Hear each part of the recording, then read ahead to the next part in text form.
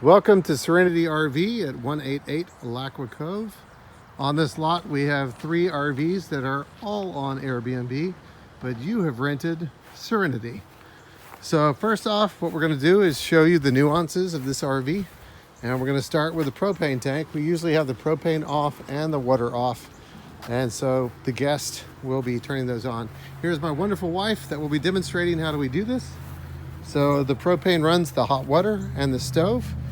So what we want to do is when you first get here, you go ahead and turn on a propane tank like so. There you go, counterclockwise. And then you want to make sure this little switch here, if you want, is going to just be using one propane tank. We prefer to just use one at a time. And that way you have a backup if you need to. And if you run out of propane on both of those, we usually have 1 or 2 extra here. On the back side of the RV, you're going to see a long pipe. This is where the sewer and water drains. As you know, RVs are designed to be moved at any time without much problem. So what we got here is the sewage holding tank, which is for toilets. And then you have on the right side wastewater, which is just like your sinks and shower. So if shower ever backs up, then you need to drain this one. And if the toilet starts backing up, it's usually this one. To open these, you just simply pull them and you'll hear a rush of liquids and things, and that means it's going out. On this particular RV, you actually get the joy of seeing it in this nice little clear adapter as things go into the hole. If this ever backs up, we know we have a septic tank that's full, which can happen during peak season with everybody, and we get it pumped out. So the important thing is once this all drains out, you do not want to leave it open because bugs and smells will come into the RV. So if you have a large group here, you'll have to do that about every 2 to 3 days. If it's just one person, you can go about a week. And then that one pulls simply like that, and you push it back in. Also, we have the water spigot. We usually leave this off just in case you don't want a water leak to be happening inside the RV. So we try to keep this off. So to turn it on, you simply just turn it counterclockwise. And that hose, we put a little insulation for those cold winter days, but this runs straight into the RV right here. And then we also have an extra pull handle that is for the sink. And this does have to be pulled every so often. Most RVs don't have 3 pulls, but this one does. And since it's just from the kitchen sink, it just drains straight onto the ground. On the back of the RV, you will see the on-demand hot water system. This runs off propane and powers straight into the RV to allow you to have hot water as long as you need it. Most RVs will only run with hot water for about 4 minutes. This one, you can take a 20-minute shower if you wanted to, and you'll have no problems. At the entrance of the RV, you'll notice there's a little chair and sign, a little table. The important thing about this table is what we call an ashtray. Your cigarette butts go here. They do not go here, but here.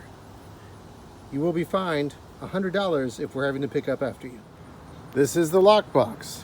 It's important for you to be able to open the lockbox that the numbers are exactly across the top. It will not open if a number is literally off like so. You'll feel a little groove. They have to all be in it for it to open. You get the lockbox code. On the day of your check-in, there's actually a button that says start check-in, and you will automatically be able to get the code without anything from the host. So what I'm going to do is once the lockbox opens, and it's important to understand, it opens like this with that little key here. Once it opens, you can then get the key out, and we do not use that bottom lock. People break keys all the time in the RVs from the deadbolt, so I request that you don't use that one. All you need to do is just use this top one. When you use it, it only turns 90 degrees. That means it's unlocked, or actually it was already unlocked, my bad. So if you want to lock it, that's unlocked, locked, unlocked, locked. Now a trick to an RV is a lot of people will unlock the door, open it, turn it, take the key out. That door is now locked. You can literally go inside, put the key down, and lay it down, close the door, and you'll be locked out. So make sure you don't do that. What you got to do is understand, if you want to be able to go back in, keep it unlocked like so. You can't lock yourself out that way. So just a quick note. Here's a quick tutorial of your kitchen. We have a fridge and freezer here that run on auto. This auto picks between gas. You want that light to be green. If for some reason it's orange, usually that means you're running low on gas and you need to switch the gas tanks. But green means it's working. Obviously, if you open it up and you see ice crystals and it's frozen and the little ice container's frozen, you know your freezer's working just fine. And you can open the fridge. Again, you'll be able to tell that it's cold in here without any problems. But it is possible, if you let the propane completely run out for a day and it's flashing or it's yellow, that means it needs to be switched out and it will start warming up in there. So don't let that happen. Quick tutorial on the stove top. I recommend people to just use the stove. If you need to bake something, we make it really easy to bake with a toaster oven. And I won't go into details, but it's a little complicated unless you know how to use the stove for baking. I'm not going to go into details because I'd rather you be safe than sorry, so I just include a toaster oven. So for your stove top, I recommend, it's very easy to light. This is your lighter. I'm going to just use this front and middle eye as the main eye people cook with. So we want to turn that easy turn to high light. And you see how easy it is, and you can adjust, of course, how much flame you have right here.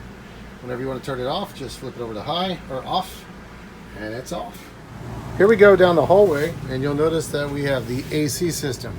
So typically most people leave it on cool. If you need heating, you're going to use this infrared quartz heater that keeps this whole place piping hot.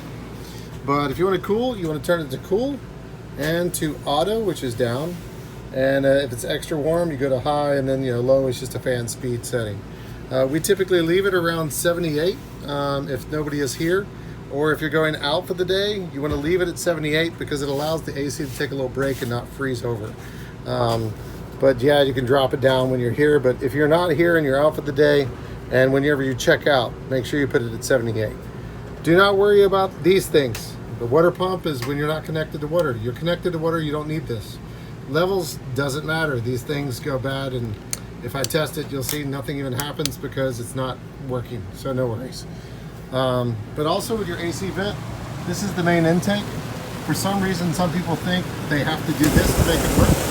You'll just feel ice cold air blowing, but it's only here. If I keep it closed, it's going to be coming out these vents that are throughout the RV. It actually keeps the entire RV cool, and these can be turned to any direction you need. Oh, the most favorite part of the RV is the infamous toilet. So, toilets in RVs are definitely different than your household toilets.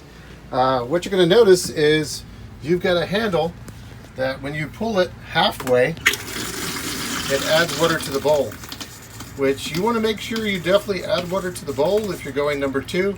And when I say add water to the bowl, I mean quite a bit of water. It's imperative that you have enough water in here that when you dump it into the tank, there's enough water to help it go into the tank instead of pile right where this hole is.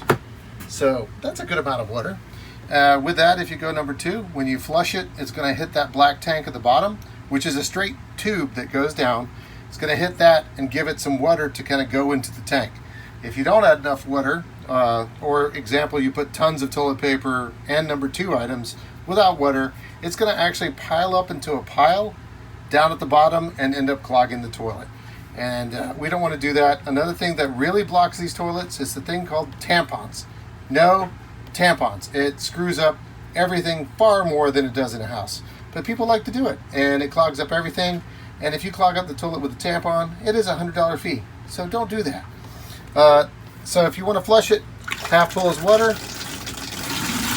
As soon as you see that go out, let it close. If you keep that open for far too long, you're going to get a scent that you don't want to ever smell again the rest of your life. Just a warning. Here's your shower area.